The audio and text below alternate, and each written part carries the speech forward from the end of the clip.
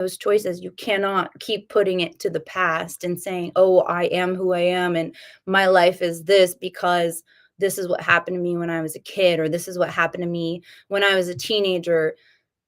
It happened, you moved through it, but now you got to decide, do you want to make that who you are? Are you stuck there? Are you unhappy because you're stuck there? Or can you decide, you know what? I'm not going to let that define me. Today I'm going to show up and I'm going to be happy and I'm going to find things to smile about. And I'm going to talk about what I love about myself today and stop talking about what I don't love about myself and start focusing on that positive and change the energy from within, which will change the energy on the outside, which will change your life as a whole.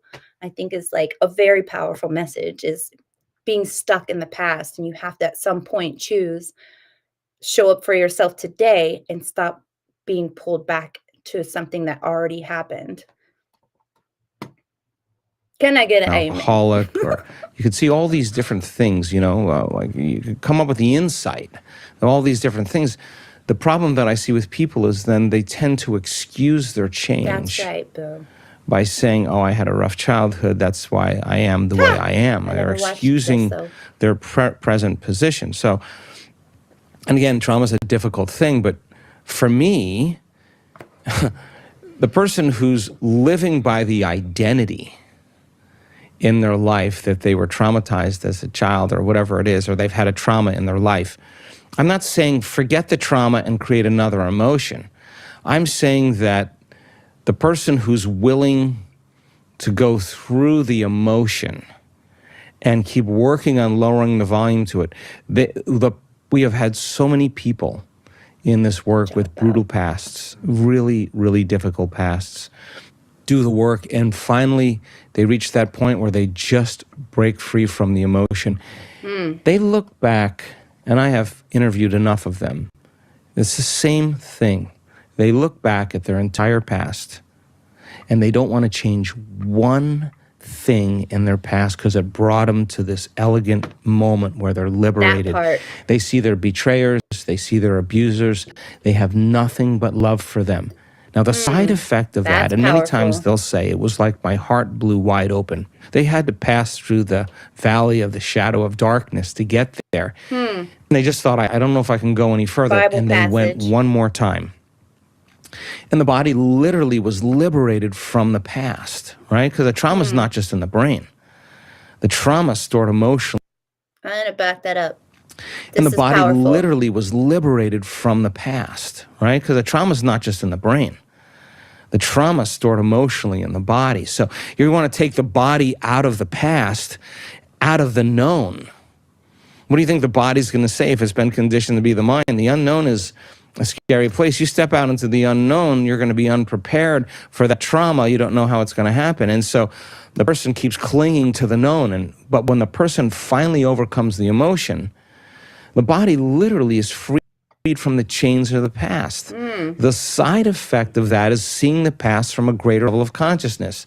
Lo and behold, there goes the suicidal tendencies, there goes the dysfunction, there goes the irritable bowel syndrome. That's because the body was still living in that past event by living by the same emotion. So the research on even to IBS, that's interesting. That's an interesting thought, right? Like, you are physically affected by, obviously, something that's gone through you, trauma, but it's the mind who keeps your body in a decaying state on the inside if you just keep allowing that negative traumatic scenario to keep plaguing you. If you keep living it and reliving it and not making yourself move through it and move on past it, you're continuing to keep your body in a status of just angst and pain, and how it actually, the mind and those thoughts physically are controlling the inside and how your body is affected. Interesting. Very important to have a power. For some people, it's a doorknob or Buddha. For me, it's the same one you have from, sorry, there's so much light over here. We learn to depend on the high. Yeah, that's right. That's right. I mean, I don't have I mean, I'm very confident in being a Christian and talking about God, and I do feel like he I mean, look at in prisons, right? Like, how many people that had a dark past, and then they go in there and they walk with God, they find Jesus, they walk with their Christian path, and it brings them to being a good person, and whether or not you believe in that or not, you have to believe in the positivity of it, whether if it's changing someone's life for a good and taking a murderer or a rapist or somebody who has done horrible things, maybe they're, robbed a bunch of houses or whatever the case, beat people to death, and now they're choosing, "I don't wanna go to hell. I don't wanna live that life. I don't wanna burn eternally. I want to walk with someone who's gonna make me a better person and show up for myself differently and be a better person." Whether you believe in religion or not, you have to believe that that is something positive for someone to have to help them change and help them know that they're not in this alone and that they can be forgiven, and that's the beauty of God's love is he will forgive you. You are forgiven for your sins if you just come to him and bring it to him and lay it down at his feet and say, "I can't do this alone. I need your help. I need your strength." And he sends all the power of his archangels to be with you, to come and show up for you, to carry you when you can't walk. And I know that when our daughter got cancer, I never blamed God once. I knew the devil and his minions, they want to bring down the forces of God and they want to bring down, people that are meant to be show up for God in the biggest way and have a testimony. And she is his testimony. And we went through something so horrible. And I don't think we could have done it without him being in our lives. So I think it's a positive realm to have that space and have that higher being in your life like that. I mean, it's not someone who's preaching negative things, right? God is love, and God is his whole message is to approach life through love. And like this man is saying, approaching your day with your heart, leading with your heart, and that will guide you to a better life in general. You're not leading with your heart if you're responding in a negative way and yelling and screaming, and that's not leading with your heart. Leading with your heart is leading with compassion and saying, "You know what? I'm going to put that other person that I don't like aside, that person that always has a negative outcome that nobody likes. I'm going to put that person on the back burner this time, and I'm going to show up with my heart today and just see the change and see how it affects you." It can't hurt, right? It can't hurt. Memory is kind of fascinating, and I've studied it enough, the way we recount the past Right. is not the way it happened, even if you absolutely think you remember it being that way. So we don't have the same brain as we did when we were 8 years old or 12 years old or 20 years old. We have a different brain. We have a completely different brain. So the fabrication of the story for many people, they embellish the story and make it seem even worse than what it was. But what you're saying is, I changed in those moments, and from a biological standpoint, I haven't been able to change since. So let me tell you why it's been so hard for me to change. And the story becomes dramatized or embellished. And the person works them up, fire themselves into this emotional froth, and then fires and Ooh, wires the same circuits in the brain, and they're interesting. actually reaffirming their limitation. Now, there's nothing wrong with that. I think Mm. I definitely can I've there have been people in, the surrounding orbit of our lives that have definitely done this, and I feel like it had a very big physical traumatic result from diving too deep and then diving too deep into the past or a childhood or a situation where what he's saying is so many clients and people have come to him, and the longer they're going into their time together, their therapy, they're starting to dramatize because they really want that to be the problem. They want the childhood or the situation that they've gone through to be the problem. So he's seeing that his clients are, instead of moving through it like he's asking them to, it's almost like they don't want to let go. They want to make that the reason that they're, unsuccessful or something bad is like their life isn't going the way they want to. They want to hang it up on something else rather than just looking at maybe you're the problem. Maybe the way you're approaching things is the problem. Maybe the way you're dwelling on a past and now you're dramatizing that past and creating it to be something bigger than it was when you started talking about it. Now you're creating that, and that's going to be your story that you're not able to move past, and it's keeping you in a space you don't want to be in. But the problem is inward. It's you. You're the one allowing that to happen. No one can allow that but you. You have to learn to let go of that and decide you're done with that and you want to be who you want to be, because you have the power to do that and your past doesn't have the power over you. Pretty powerful stuff right there. We're just taking too long, right? So 50% of that story isn't even the truth. It means, in a sense, we're reliving a miserable life that we never even had. And we don't want, but the unknown, people would rather cling to their suffering. This is not a judgment. We all do this. We'd rather stay in the known than take a chance in the unknown, because those emotions of survival are saying what? Run from the unknown. The unknown is a scary place. So now the unknown, you got to come up against that moment where you're going to actually leave that behind and step into the unknown. This is not a intellectual process. This is David and Goliath. There's a battle going on where the body keeps wanting to go back to its familiar state because it's subconsciously been conditioned to be the mind, stay in the known. So then if the person keeps revisiting the trauma from the past, I'm not certain enough that when they revisit the trauma from the past, unless they learn how to desensitize their emotional response to it, that it's going to work for them. What I learned is that if the person overcomes the emotion, the memory without the emotional charge is called wisdom. And now you no longer belong to the past. So the body gets frustrated in the meditation. Instead of taking your blindfolds off or turning the lights on and say, listen to the voice, I can't meditate, this is too much. The sincere person says, what's on the other side of I can't? What's on the other side of this emotion? Let me see if I can settle my body back down out of that emotion and recondition it to a new mind. And the act of doing that in the beginning is very tedious. And all of a sudden, the person starts getting better at it. And they're telling their body it's no longer the mind, that they're the mind. They're executing a will that's greater than that program. And just like training an animal, you stay, you're not going to die, I'm going to feed you, you can check your emails, you can check your texts, but this is my time right now.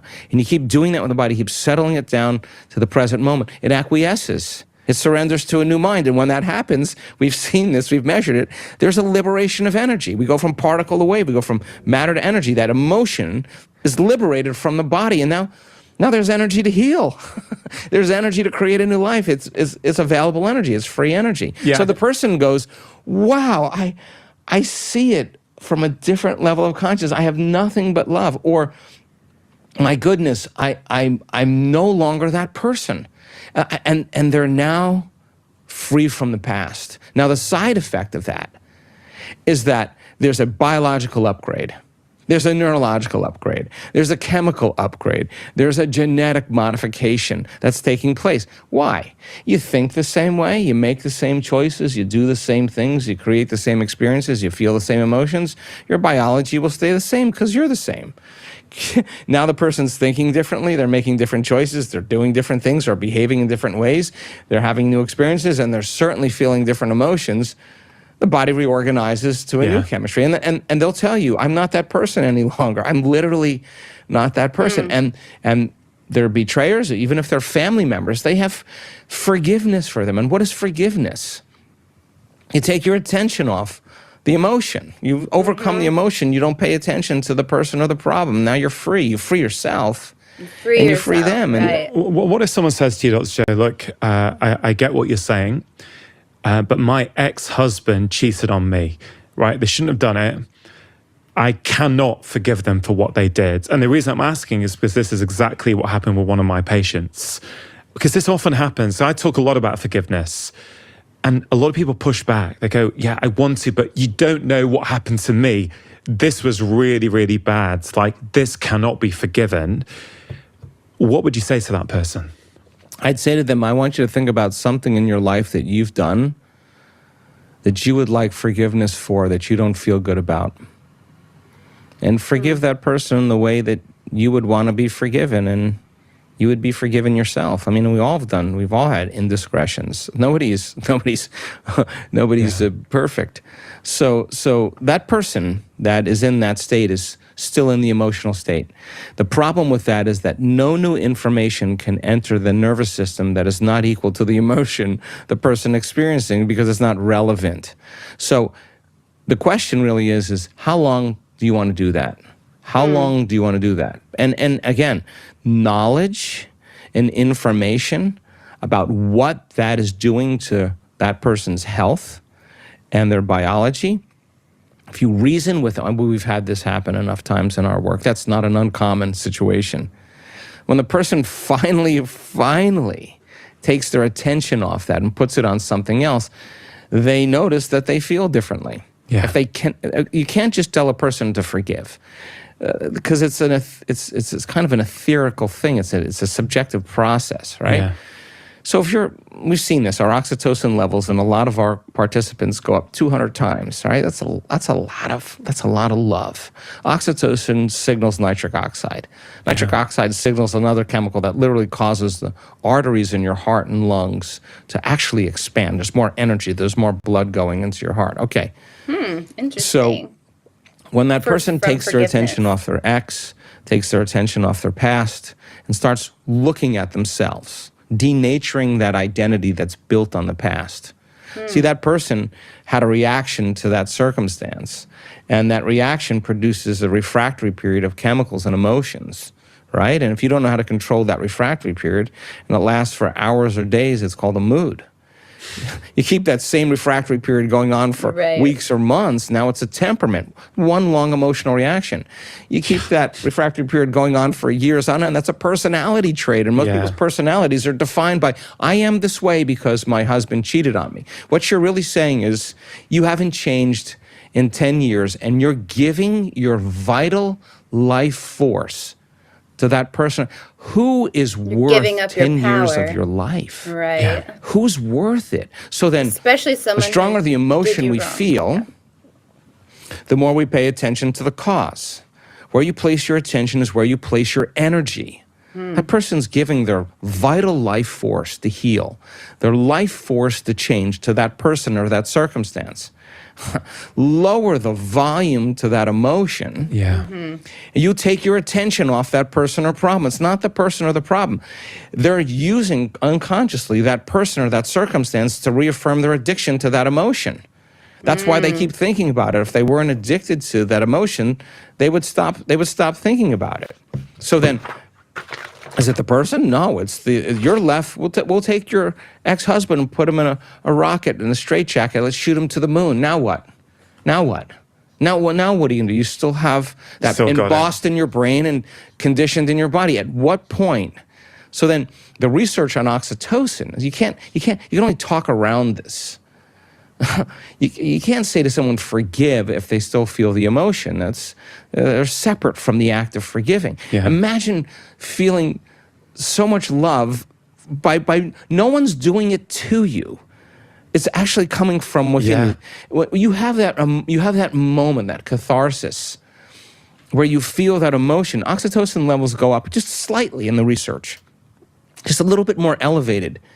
An elevation in oxytocin makes it impossible to hold a grudge. They've done the research on the data. You cannot hold a grudge. It's impossible. You just go, I like this feeling better than that feeling. And because I like this feeling better than that feeling, you're okay. Forget about it. I'm good.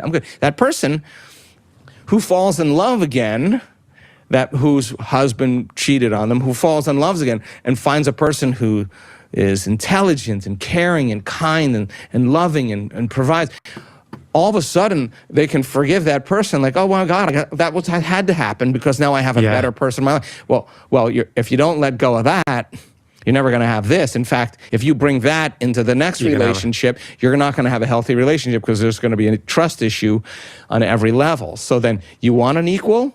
Write down exactly what you want and become that person, and see what, and the experiment, see what comes to you. Try it out. Try it out as an experiment. If I really work on, my God, this emotion is actually, now that I understand the science behind this, this emotion is actually weakening me every day. It's knocking my brain and body out of homeostasis. Stress is when our brain and body are knocked out of homeostasis and balance, turning on the stress response just by thought alone. Hormones of stress downregulate genes and create disease. My thoughts are making me sick. Is that person or that circumstance worth it? If my thoughts could make me sick, is it possible that my thoughts can make me well? Well, now you got to come up against the belief.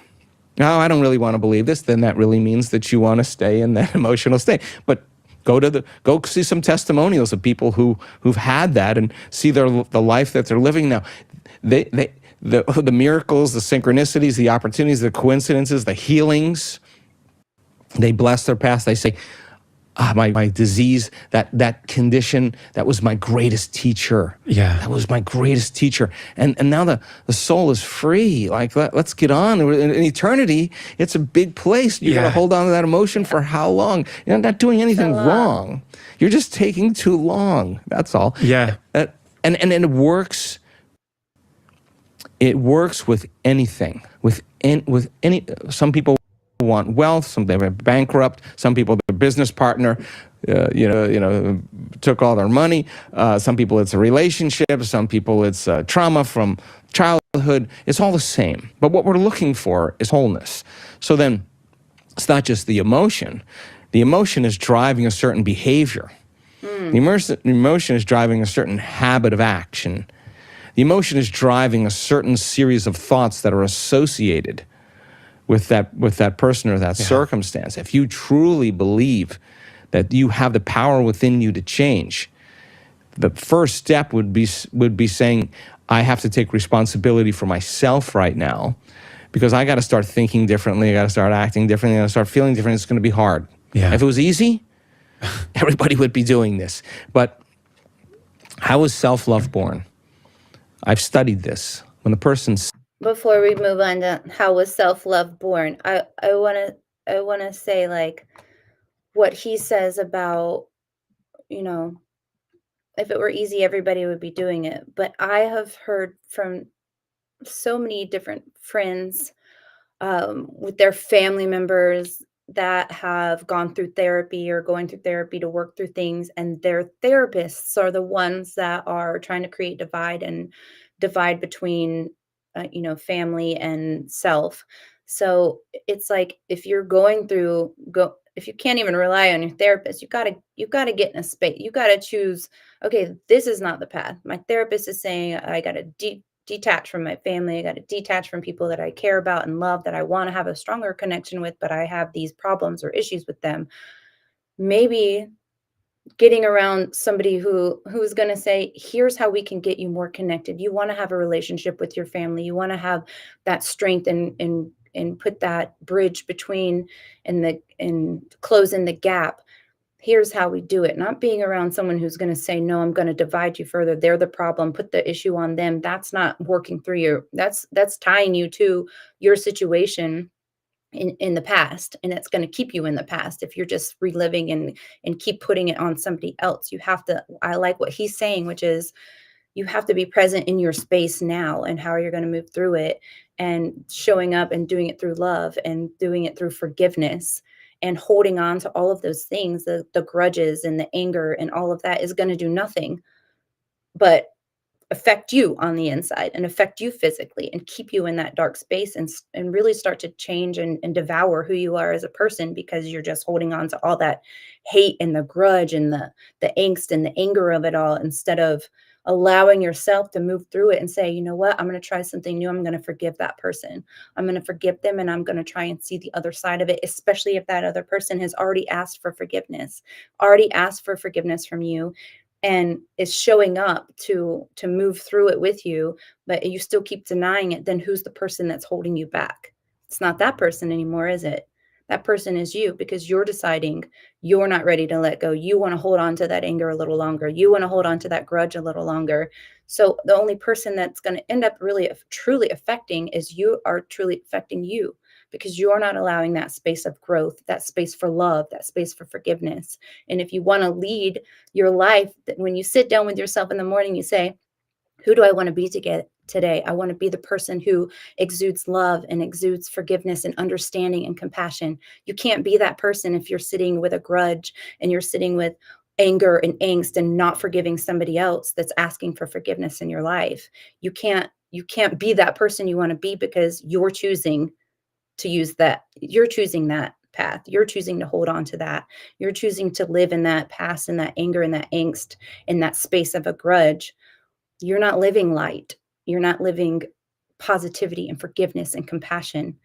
That's not what you can't be. You can't be both at the same time. You have to forgive and learn to forgive and lead with love and lead with your heart, like this man talks about, leading with compassion, leading with your heart each day. And leading with your heart is leading through forgiveness. You have to offer, and forgiveness isn't for the other person. Forgiveness is for you, because when you forgive someone, you're now saying, okay, I'm not carrying that around anymore. I am releasing your hold on me. I'm releasing that negative space. It doesn't warrant any space in my heart, in my mind, in my physical body anymore. I'm releasing that. I'm going to let it go. And therefore, you're releasing yourself from the chains that are holding you to that event, to that trauma of the past. You got to let that go. You have to lead with forgiveness and lead with your heart and move through that space. Otherwise, you're just stuck. You're just stuck, and you're addicted to being stuck to the past. And that's a big part of his messages. You don't have to be addicted to a substance. Sometimes people are just addicted to the angst and the drama of their life. And that being a part of their drama in their life is they have to have to emphasize and blow it up into this big thing to keep it relevant and keep it present. But if you want to change and you want to be that person, you want to be that light, and the person that you say you want to be, you have to, the only person that's stopping you from being that is you. You just have to show up and be that person. And it sounds simple, but really, he's saying, it's very hard and very difficult for some people to learn to just let things go. To change, the first step would be saying, I have to take responsibility for myself right now, because I got to start thinking differently. I got to start acting differently. I got to start feeling different. It's going to be hard. Yeah. If it was easy, everybody would be doing this. But how is self-love born? I've studied this. When the person sits through the fire and sits through all of that anxiety, all that hatred, all that anger, and keeps lowering the volume, sooner or later, the body's going to release it. And when it's released, forgiveness is the side effect. You take your attention off that person, because you no longer have the emotion to keep your attention on. And in fact, you feel so good. This feels better that you naturally forgive. It's not like, now you're forgiven. It's not like, hey, look at me, I'm forgiving you. It's just kind of like, wow, isn't life great? Yeah. Whoa, you're good. I mean, you're good. I'm getting on with my life right now, right? So emotions keep us stuck in the past, and we tell that story, we reaffirm it, we get in trouble. It's, it subjectively feels better to forgive and practice gratitude and joy. And you stay there, yeah. But biochemically, you change as well. This particular patient, when she did ultimately learn how to forgive, because her lifestyle, her diet was fantastic up to that point, but she had chronic high blood pressure. As soon as she started to learn how to forgive, blood pressure starts coming down. Sure. And you know this full well, like it's interesting. So you could be healthy, you could be eating right, you could be going to the gym, you can be doing all the things, but you don't have forgiveness in your heart. You're holding grudges. So now how that's affecting is, hey, I'm eating right, I'm doing the right things, but I have super high blood pressure, because you're just letting all of that anger sit in there, and it's physically affecting you. It's amazing how powerful the mind is, right? Like, you can literally talk yourself in or out of anything at any time just by the power of your thoughts. So it would be silly for us to not think of how our mind controls what our physical body is going through. When you're going through a stressful situation in your life, whether it's something simple as like, I got big exams coming up, I hope I pass, because that's going to decide whether or not I get to continue on to the next level, or at work, you got a big presentation coming up, or whatever the situation, you don't sleep as well, how it affects your physical. You don't sleep as well, you don't laugh as hard, you're not as free in your spirit, because you're so boggled down by those things. And he's saying, instead of approaching it with that angst, coming at it in a different way of being like, you know what, Okay, yes, I do have that stuff. I am gonna have to approach those things, but I'm gonna come in it with light and positivity and be like, you know what? I'm not gonna stress about it. I know these things. I know these answers on this test. I've studied enough. I'm gonna nail this test. I've studied enough, or I've gone over this presentation. I got this. I'm gonna go in and I'm gonna show up for myself in a way that is so positive and powerful because I can, because I got this. Having that kind of having that kind of mentality, I'm gonna go into work today and I'm gonna kill it.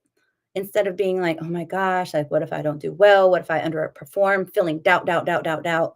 So what do you think's gonna come when you throwing all this doubt on a pile? You're not gonna have a pile of positivity, you're gonna have a pile of doubt. So instead of throwing all that doubt and piling yourself and covering yourself up with all that doubt and negative energy, how about saying, you know what? You look good today. You're going to show up. You're going to nail this today. Today's going to be a good day. And throwing in all that light and positivity and good energy. Like, I'm not going to let anyone steal my shine today. So and so always gets on my nerves, but I'm not going to let that happen today. I get really angry in traffic. I'm going to be like, you know what? Instead of not letting you come in, come on in. Come on in and see how the change affects your energy, affects your mood just because you're one car closer and this car's trying to cut over, instead of getting angry and angst and mad, pull back, hang back a little, let that car in and see the difference. It really is powerful. I know it sounds like so simple that it can't make a big difference, but it is so powerful. Try it. You should give it a go today when you get off of work or whatever, the person that usually frustrates you in the day, trying to be like, I'm not going to let you bother me today, and change how you respond to that person or whatever the situation. Maybe showing a little more love and light instead of putting someone down for the day, say, you know what? I really like what you have on today, or I really like in your energy today, your vibe. Saying something positive when you're used to saying something negative. Give it a go. I mean, it cannot hurt. It can only empower and better you in your life. And let things go. Have a little forgiveness in your heart. Learn to let things go. Forgive that person, and that ultimately affects and forgives you, and move on. Move past it. You got to move past it to be able to inspire yourself and let yourself detach from that moment and move through it. Yes, subjectively feels great, but it is literally changing your physiology at the same time. And let me just say one thing about that, because you could have the most organic, vegan, gluten-free, ketogenic, triple filtered water, take all your vitamins, take all your nutrients, work out, do Pilates, do yoga, do your breathing, you do all of that. Get your body chemically balanced, get your body physically balanced. But if you're not going to get your body emotionally balanced, forget it. Yeah. Because the moment you get emotional, your body literally goes to the past. Interesting. That's He's the talking one that about matters. this right at 1:43. I don't know anybody back in the pager days. I don't know if I have any older folks in the chat right now or watching this, but back in the pager days, if you wanted to tell the person you love them, you wrote 143. So he's talking about self-love and how to lead with love. And it was 143 on the stream. So look at that, how it's syncing up like that. That's pretty powerful. 143, because love has 4 letters, you has 3 letters, I love you. Self-love. Look at it, it's all syncing up. It's all intertwined, you guys. It's the most. And people, once they realize it's the emotion that's signaling the gene, oh my God, I better start really taking care of my emotional balance as much as I do with my physical exercise and my diet and all that other stuff. Yeah, I completely agree. This is, for many years I was focused on food and movement and sleep, and I still am. I am too. Those things are important, but I realize actually, if you want to get to the root of the root, it's up here. Yeah. It's how you think. It's how you deal with conflict. It's how you approach the world. It's also, Dr. Joe, what you said about awareness. Like the really powerful idea, one of the many powerful ideas I get from your work is it's about evolution, right? So if you've never meditated before, sure, start meditating. Learn how to meditate. Have a great meditation. Great. That's going to be better than if you weren't doing it. But then learn, I had a great meditation, but I still was judging my coworker. I still reacted to my boss. Okay, cool. Tomorrow, I'm going to see if I can show up and not react in that way. That's So it's right, not, Bo. and again, we're talking Amen about to that. trauma. You're not saying don't go back and revisit it. You're just saying, hey, maybe don't stay there too long. Maybe if you've been trying to process it for 10 years and you're still there, Yeah. maybe it's time to shift a little bit. Is Yeah. that fair to say? Yeah, and look, we're human beings. We're so programmed for survival, and when you're in survival and you're threatened and there's a danger, you prepare for the worst. Yeah. So the person who's traumatized is actually anticipating the event to happen again, and they're preparing themselves for the worst case scenario. Because there's better chances of survival if you prepare for the worst. So the brain naturally fabricates an outcome, but actually, it actually says, "Well, what if this happens? And what if that happens?" And now we're this is a really vivid imagination, but it's working against us in a lot of ways. So there's nothing wrong with this. I mean, we've all done it. You've had a trauma, you've had an insult, you've had, a betrayal, you have whatever, and then you get wise from the experience, but then you're always, if it's really a strong trauma, then you're expecting it to happen again, right?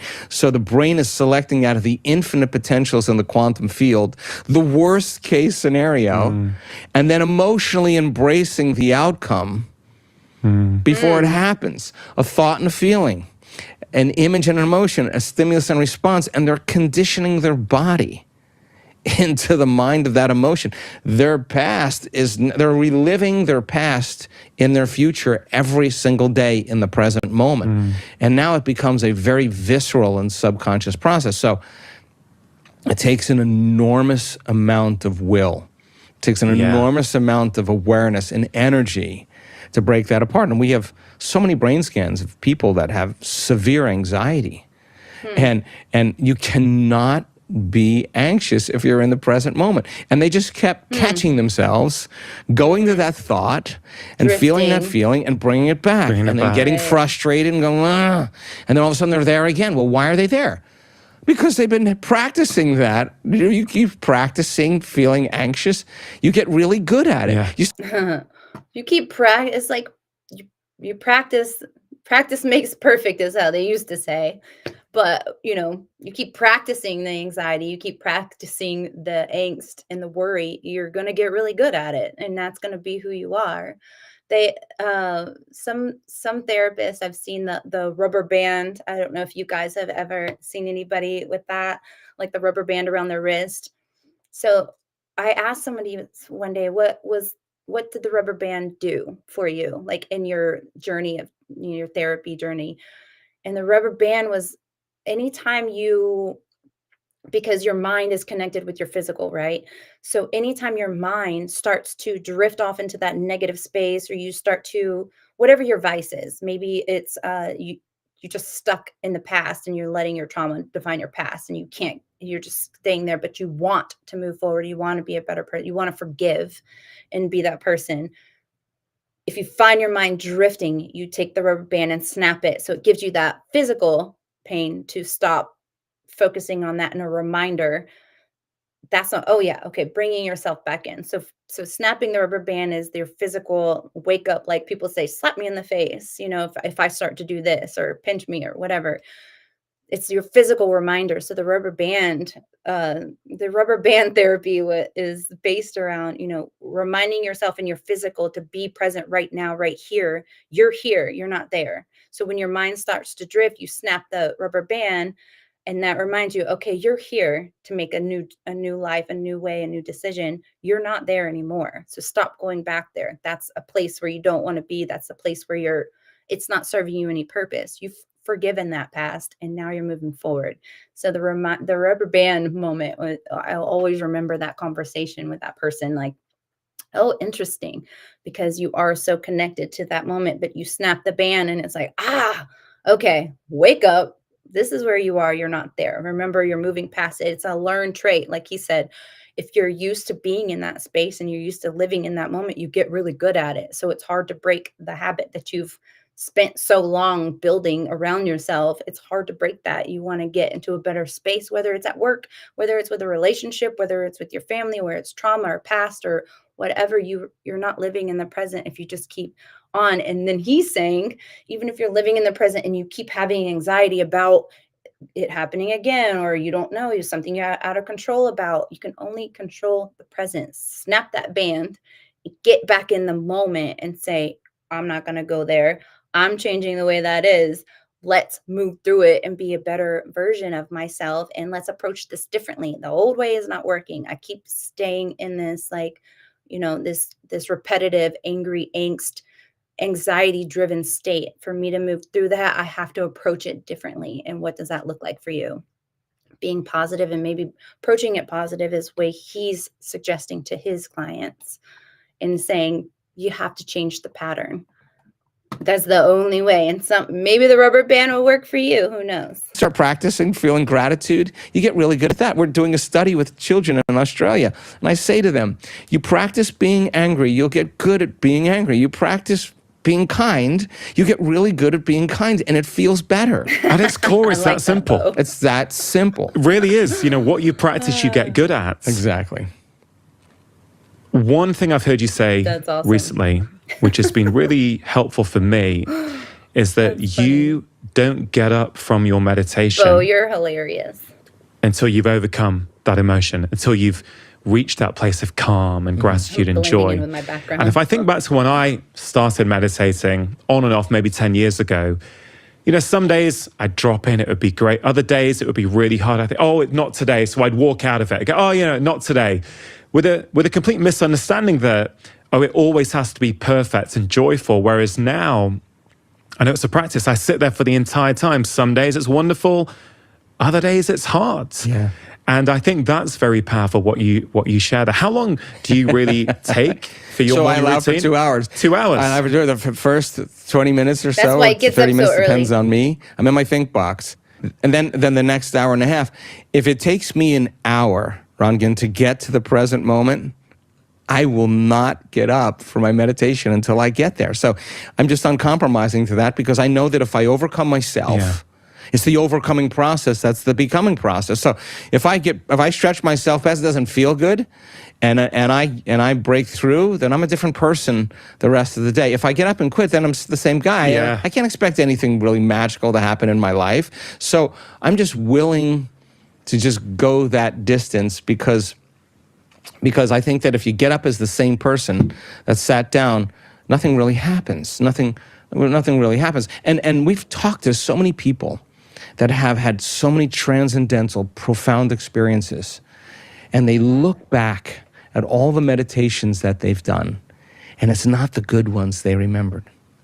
It's the ones where they sat through the fire and they love themselves for doing it. They love themselves because they sat through it. That's really the value behind all of this. So for the person who's on the journey, like for me, I'm just the type of guy that, like, if I do a meditation and when I make it through it and it wasn't a pretty meditation, that discomfort bothers me the whole day. It bothers me because I don't want to do that again. And I want to make sure that I'm not thinking about the news, or I'm not thinking about what people think about me. I'm not thinking about all that, any of that stuff. I'm really thinking about what happened there, Joe. Like, where did you go? Like, why are you feeling this way? Because I'm disturbed by something, because I think I could do better. It's like like a martial artist, you're sparring somebody, you get kicked in the face 3 or 4 times. Sooner or later you say, what am I doing? Like, what? And you sit there and you think about it over and over again, and it bothers you until you figure it out, right? So you feel good because you overcame it. You're like, hey, man, I can overcome it. And so then what people say to me, wow, 2 hours in the morning, I say, listen, it's really simple. If I can overcome myself at the beginning of the day, the rest of my day, I can overcome anybody. Like, I'm just okay with it. When you're okay with yourself, you're okay with anybody. When you're angry. So that's interesting, that whole concept is, he's saying he sits with himself for 2 hours. Sometimes it'll be 2 hours, sometimes it's only an hour, and he sits with himself until he works through it, until he's comfortable and he knows that he's dealt with what he's been able to deal with, his decisions from yesterday, whatever's going on in his mind, and he's able to move through all that stuff and focus now on the present. He said sometimes it takes him 2 hours to get there, because his mind is flipping through all these different other thoughts and memories and things that he's trying to shuffle through, and almost like I can envision a table filled with tasks that you just need to get out off your plate and read through it and get, or mail that you're opening. You're got a bunch of mail sitting there. You got to go through it all, even if it's bills or stuff maybe you don't want to face. You just got to open it and go through it and then move on. Open it, go through it, and move on. Don't stuff it. Go through it, read through it, process through it, and then move on. Like, you can't just sit and keep dwelling on because now you got to start your day and you got to approach that day in a way of saying, okay, now because I received this information, how am I going to tackle this today? How am I going to work through it? Who am I going to show up and come up with a game plan? Okay, if this person aggravates me, or this situation I get a no, or I'm on the phone with someone for an hour trying to get this thing resolved, I have to look at it like, but I'm getting it resolved. I'm taking it off. It's getting off the table. Don't let this situation or this moment or this thing that I have to do ruin my whole day. Let's just move through it. Move on, get through it, move on. So he's saying sometimes it takes him 2 hours in the morning, as in his sit down with himself and tackling how he's got to get to the process of who he's going to be, who he's going to show up, and having that game plan every day, showing up every day like that. And that will help you change your approach and who you're being and what you decide to do with that day, and how you decide to approach and have that information. Like, you don't want to be that, like what we said before, you don't want to, if you don't want to be that person anymore and you have an idea of who you want to be, then be that.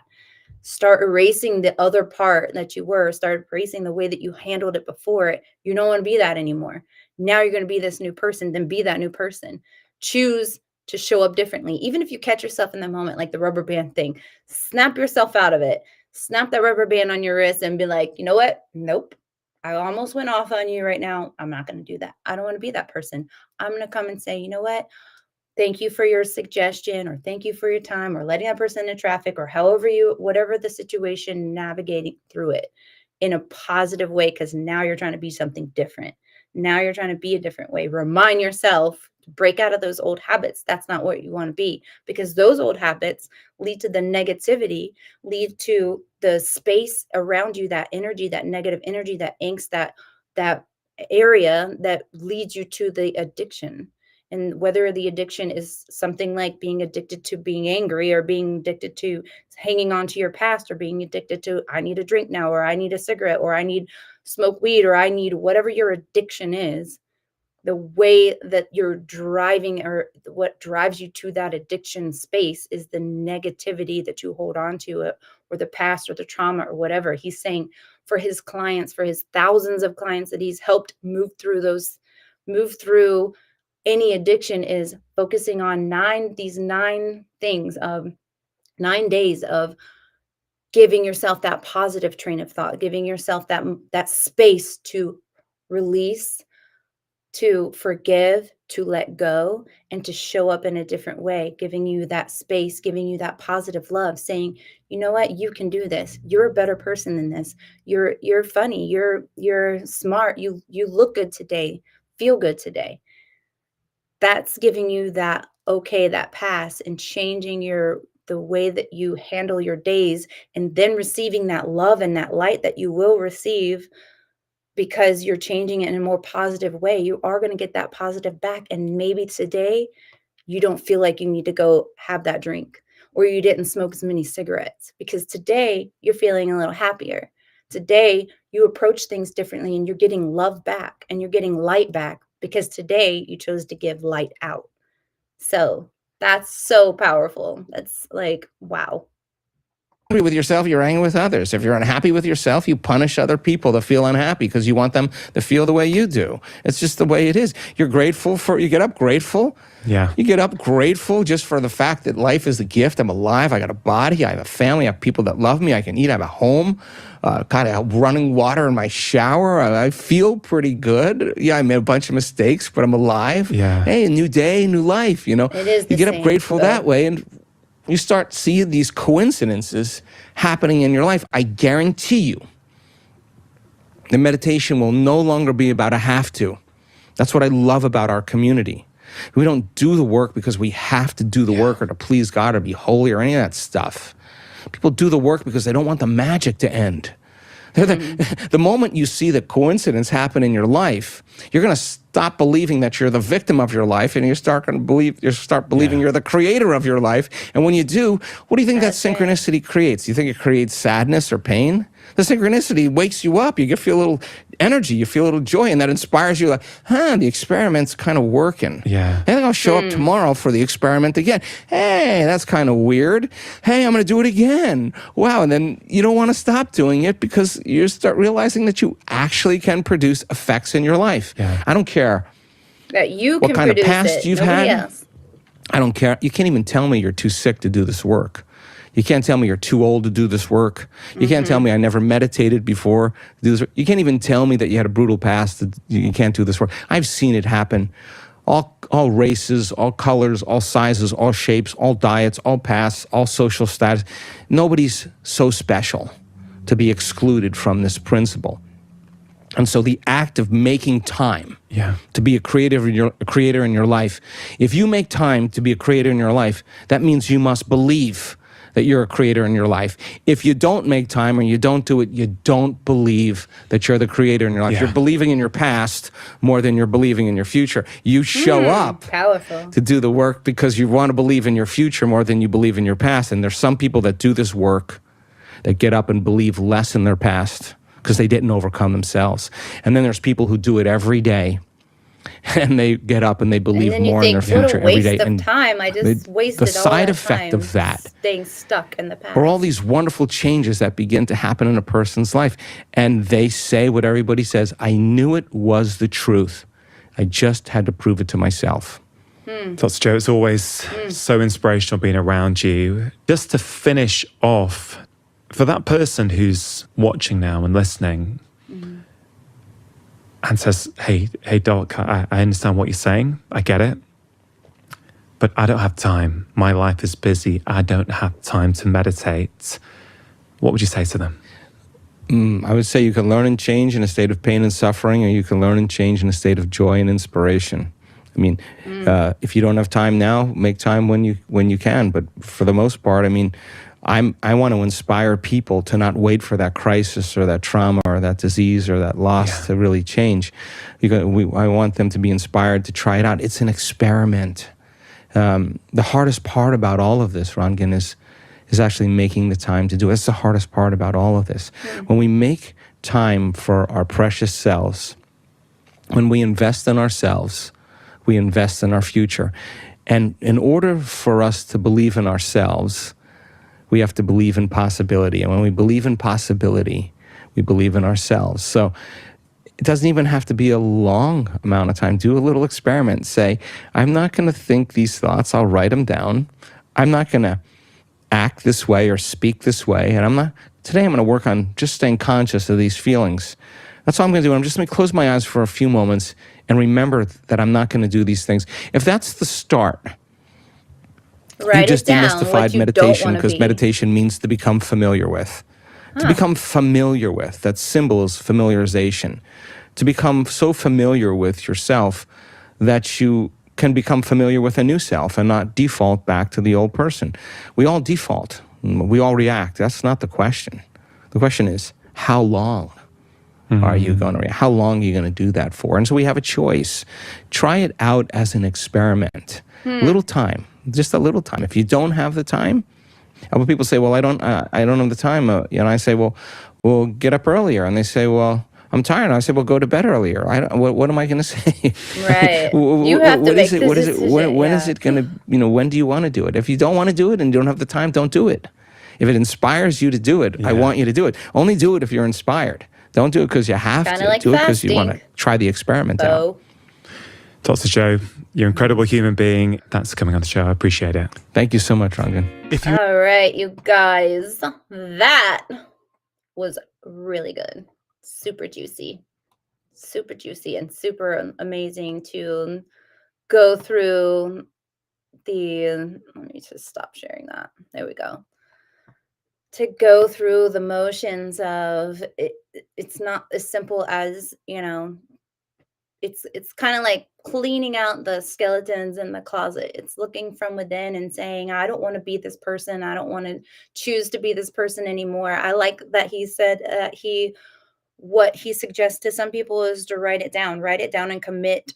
Kind of like how if you're studying for a test or you're going over a proposal or a speech or whatever, you're learning and committing that to memory. Commit the things that you don't want to be to memory. Let that resonate.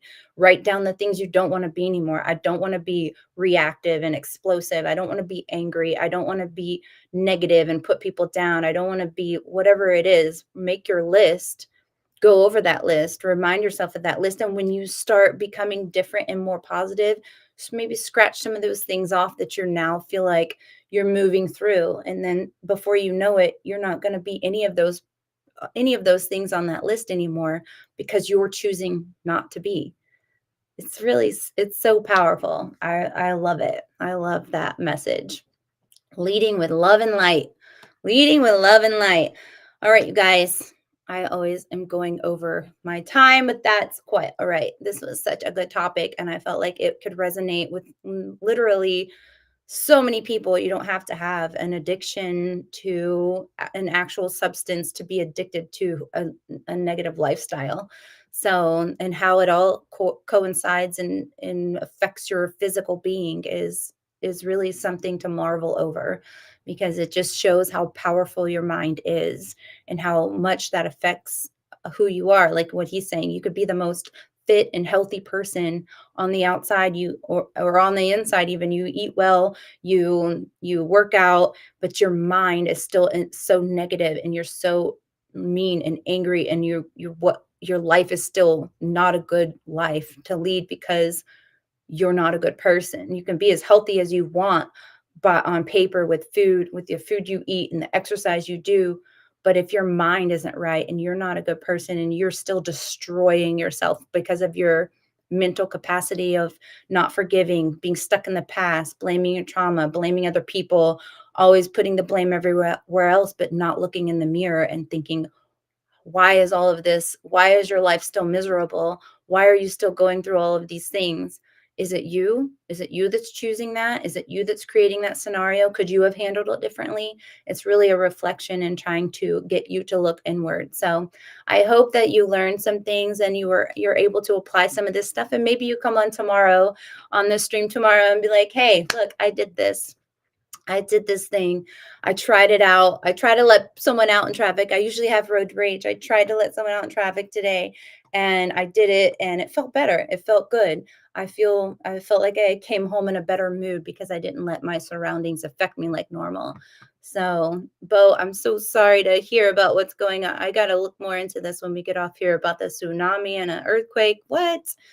I'm going to look into that. And Joseph, I did not forget about you. I know I did say that I was going rain, snow, storm, but when I went on vacation, Joseph, I did not have the ability to stream because the signal out on the water like that and out of the country was not good where I was, just being so far out in the water on the cruise ship. So I see what you're saying. Or are you sitting down? We need to have a talk. I made a promise, rain, snow, or apocalypse. I wouldn't stop the stream, but I did. And then I came back and I was sick, and I haven't seen you on here in a while. I've been on here, but you haven't been on here. So hopefully I'll see you back on here as a regular. And yeah. Thank you for holding me accountable to my word. I do like it. I'm constantly trying to improve and grow too, you guys. No one's perfect. And that is the whole point of, what he's talking about is we all have our vices. No one's perfect. No one's above forgiveness. And the forgiveness is, don't think of it as you're letting somebody off the hook. The forgiveness is for yourself. It's for yourself to be able to grow and move through it and move on and not be holding on to that as a ball and chain to tether you to a time and a place that's negative and not serving you any higher purpose, any higher power, and moving through it. So I hope you guys learned something today from this podcast. I really do appreciate you being here. I appreciate your support as always. Thank you so much. Make sure you hit the subscribe or the like button to follow me on whatever platform you're on. But if you want to get engaged in the conversation, YouTube is usually the place where I can see all the messages and you get to be a part of the conversation. I do appreciate you guys showing up and being here. I hope that, this podcast is giving you some kind of insight and helping you learn to live your best life from the inside out. I'm never going to ask you to, you have to, there's no quick shot or any pill or anything that can get you to where you need to be. It really is just a step-by-step process. And I'm all about those small steps to reach those big rewards and living your best life from the inside out. So thank you guys so much for being here. I really appreciate you. You have no idea. I hope you have a wonderful